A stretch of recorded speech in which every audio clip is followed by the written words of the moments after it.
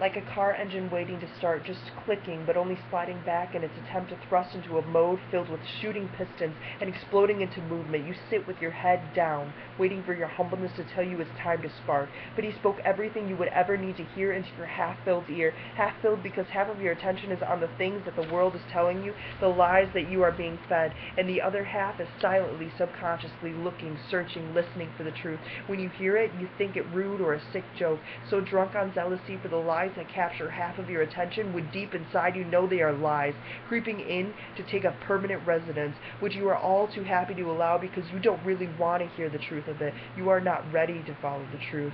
You think of yourself as fireproof, walking through life as a saved slave, finding your freedom in the things that bind you, tightening your shackles and shortening your chains. You fill up on highs to release yourself from the pie in the sky that you are not willing to climb the mountain to find, because it's just an urban myth. That urban myth is what the freer of slaves placed in your life to achieve, and until you take a step toward that unique desire in your heart, until you turn and give full attention to the truth, you will be bound to your daily, hourly highs that last just long enough to drop you lower, expecting more to somehow make you feel better, then needing more to somehow make you feel normal.